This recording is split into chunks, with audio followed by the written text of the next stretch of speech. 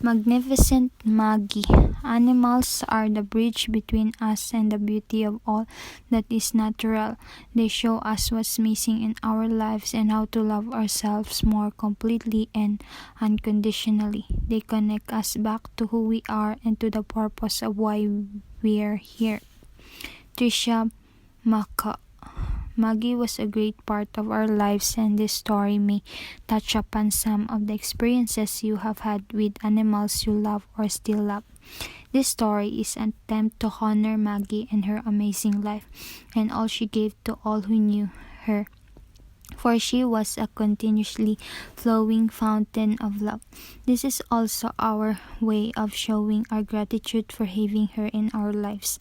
I never forget when we first picked her up. She was a puppy of 3 months. Her previous owner lived in Trailer Park. When she was let out of the front door to meet us, she spent the next 5 to 10 minutes running in a circle around us. She had so much energy. When she finally had enough running, she slowed down, came right over to me, and sat by my feet, panting happily. I had not been expecting this, but when it happened, a bond was instantly created between us. Or maybe a love bond was remembered from somewhere else. I felt it in a flash of an instant, almost too fast for my mind to accept it as a sign of something wonderfully beginning. However, now in retrospect,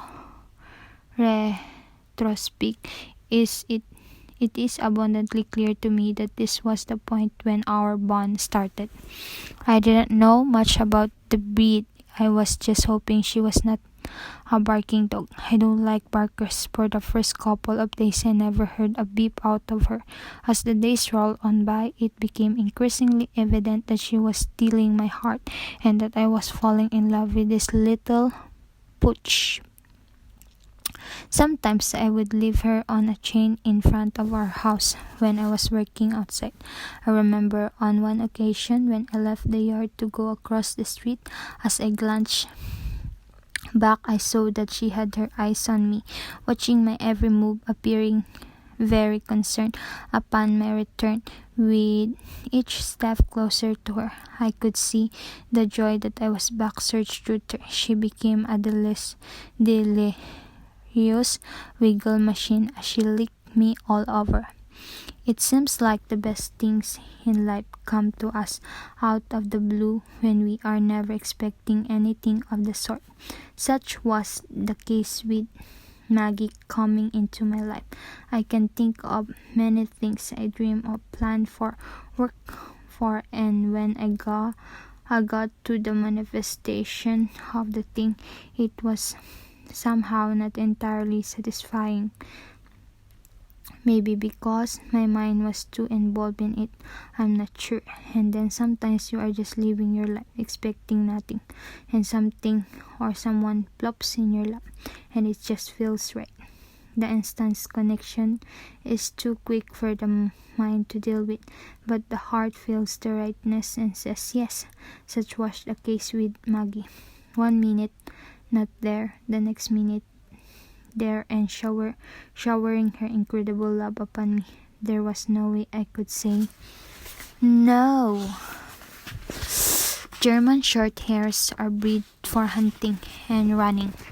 It soon became obvious that Maggie needed to run every day, off the lush and encumbered and free. Fortunately, she could do this across the street at the Temple of Isike, my church in Chanhassen, Minnesota. The grounds there were perfect for her. Beautiful trails through prairie grass overlooking a lake in an area abundant with deer, goose, pheasant, and wild turkey. I'm not a hunter, so she never received 1 ounce of training in that regard, and it was amazing for me to see the insect take over as we were out in the field. She would slow down and start to move very slowly, like a well-oiled machine, silently toward a spot in the grass. To me, everything looked normal, no animal in sight. Then, ever so slowly, she would raise and cock back her paw on her right foreleg, her tail stretched out, assuming the pointing stance. This she would hold for a minute or so, standing stock still, until the moment came when she would lunge forward into the grass. It never failed to amaze me when the peasant or sometimes flock of geese would burst out of the grasses just a few feet away from us. She would then take off in a mad dash through the long grasses, sometimes flashing out even more birds as she ran around chasing them. Then, her job done, she would happily plunge back to me with a look on her face and that said, "Hey dad, I did good, huh?" I would praise her and pet her. I think those moments were some of the happiest in my life. Every being has something they were born to do, and when they do it, it brings them the greatest joy. It pains me to think of all the animals that are unable to do their art, whatever that might be, because of human intervention. For Maggie, it was flushing out birds. I am so grateful I was able to give that to her every day. Of course, her other art was just loving us. She wanted to be with us all the time. She never understood why she could not always come with us when we left the house. And when we did take her with us, the happiness just radiated from her. This is where the human and animal world seems to diverge, where it is sometimes easy for us to dismiss some of our relationship, but the animals never dismiss them. They cherish them. Yes, very early on I learned that Maggie did not like to be left behind. In the beginning, even when I would go to the store and take her along and be gone for only 10 minutes, I would come back and find evidence of her disappointment. Teeth marks on the steering wheel, and some visors chewed off, etc. Of course, all was forgiven when I returned, and the happy tail wags consumed her whole body as she welcomed me back. Maggie must have been a husky in a past life because of some reason. Even though she had short hair, she loved the cold, especially the snow. I remember one time we were walking on the temple trails after a big snowstorm, and there were drifts up to 6 feet high in front of us. I was looking for a way around them, but Maggie charged on and started climbing up the drift, her legs pumping and flailing away. After she scaled the drift and got over it to the other side, she glanced back at me with a look of, "Come on, Dad, what's your problem? Let's go." She loved chasing snowballs I would make and throw for her to fetch. However, when she get them, she'd eat them. She also found shoveling snow very interesting. Whenever I would shovel, she would bark and even try to bite the shovel. One time, I took a shovel full of snow and threw it right at her. The snow struck her full in the face, but she loved it. She barked and barked, saying, do it again," like a little kid does. I then found that if I throw the shovel full high in the air, she would jump up at it with her whole body. This was the start of what I called circus dog. Dried leaves and snow were her favorites. I would throw them above her and she would jump up so high after them, sometimes doing full revolution of her body. In the process, I never seen any other dog do anything like that. I was always the first one to stop. I bet she would have gone on forever. When she was young, you'd have thought she had spring attached to her feet. When she went after some critter in the tall prairie grass, she would bounce above the grass after every plunge down into it, because the grass was so tall. After every plunge down, you would not see her. Then all of a sudden, her body would spring up above the grass again, her ears flying up in the air. You'd think there was a trampoline underneath her. Maggie loved people. She always loved visitors to our home. Some of them got a little honored thought because we always let Maggie up on the couch. That was her domain. Even if the couch was full, there she was trying to wiggle her way in between us. She would not take no for an answer. One of her favorite things was to lie with her head in my lap as we watched a movie. Again, being together with us was her greatest joy. Maggie was a very perceptive soul. She was a very attuned to the energy in our house and what we might be going through. If she saw tears, she would put her head on your knee. Whenever I would cough, she would come over and check me out. It got to the point that if I really had to cough long and hard, I would have to do it outside so I would not get her overly concerned. To this day, even now that she's gone, I find myself suppressing my cough and then realized she's not here anymore. On a comic note, she never really understood what happened when we took showers. There was all this noise and we would disappear behind this curtain. So just to be safe, she lay down on the bath mat in front of the shower whenever we were taking one. We called her our shower guard dog. Maggie also had a special relationship with my mother, Helen Belamonte, who moved up from Madison, Wisconsin to Chanhassen after my dad died in 1996. She found a nice senior apartment just across the street. She instantly loved Maggie and vice versa. Her favorite thing to do was to take Maggie over to Mom's. She would be waiting by the outside door with one of Maggie's favorite treats. In 2000, a year after Maggie came into my life, my mom started showing symptoms of ALS or Lou Gehrig disease. The disease takes about 2 years to follow its course. My mom gradually lost all her physical abilities, talking, eating, moving. But this happened over time, so it became a slow, emotionally wrenching experience for her and all of us. Being the only family member nearby, I became her caregiver during this time. I bring this up because of Maggie's role as this was happening. Every day I took Maggie out for a run in the fields twice, once in the morning and then again in the late afternoon or evening, as I watched my mother slowly succumb to this terrible disease, losing her abilities and experiencing her once positive outlook diminish with each passing day. My only balance was those walk with Maggie, as well as her constant joyful presence. If I left Mom's feeling down and deflated, as soon as I got out in the fields and forest with Maggie, my spirit could not help but leap as I watched her enjoying life to the health. I was also unemployed at this time, so it was a very challenging time for me to keep positive. I do not know what I would have done if it had not been for Maggie. There was a time when Morel, my wife, was ailing and would lie on her favorite cheese lodge. Maggie on her own would come over and lie right on top of her, pouring love into her to help her. She knew that Morel needed love to heal and she gave it fully.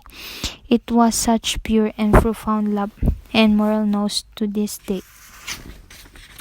The Maggie's love was a big part of her healing.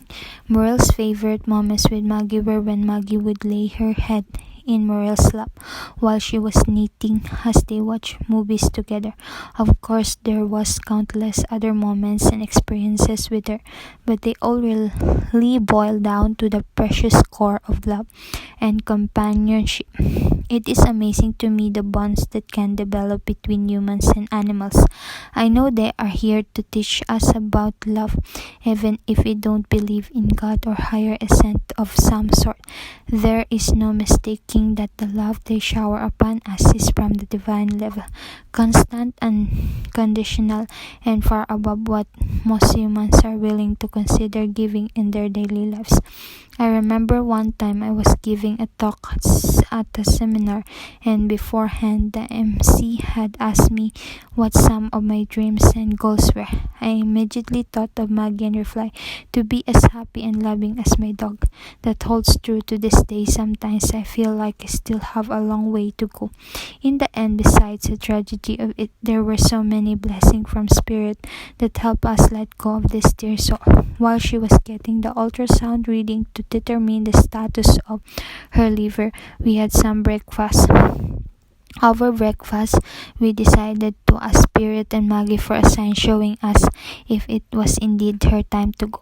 We answered to see an actual train, or the word train, if it was her time to go, and to see Rose if she could stay with us longer.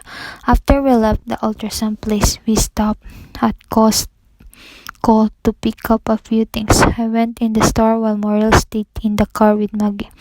When you walk in Costco, you immediately see a bunch of large screen TVs all playing the same thing. This day we're playing a music video which I did not really pay attention to, but after walking by the 8 or 9 screen, I finally focused on the name of the band and the name of the song.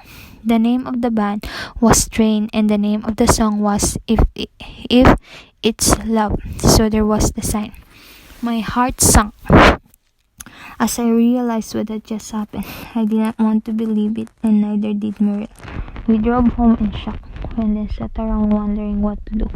Do we really trust this sign? What was it just a coincidence? Soon after the phone rang, it was our veterinarian. He had just gotten the ultrasound result and told us the truth, that Maggie had 2 cancerous nodes in her liver in inoperable areas, that if we really loved Maggie, we would bring her down that afternoon and let her pass on. The sooner the better. She was showing stroke-like symptoms, and he did not want us to see Maggie if she went into a seizure. When she said this, I immediately knew it was the right thing to do. Before we drove down to the vet, we took Maggie to her favorite places where she walked and ran: the temple of ACK, Kerber Pond, the fields and forests around where we live now. As we drove, we started noticing that the sun was coming up. Finally, for all week it had been gray and gloomy. By the time we arrived, the sun was shining in the car. I went into the vet clinic to see if they were ready for her. Morel said that while I was in there, a sunbeam shone in the car and landed right on Maggie's face. She loves sunbaths. There is room in our house that faces west, and a chaise lodge she loved to lie on and soak up the sun as it poured in the windows. After she passed, as we drove home, I noticed a bumper sticker on the car in front of us. It read, "Wag more, bark less." We had to laugh through the tears because this was Maggie's message to us all, and what she had been trying to teach us for all those nearly 12 years, to just love more in our lives.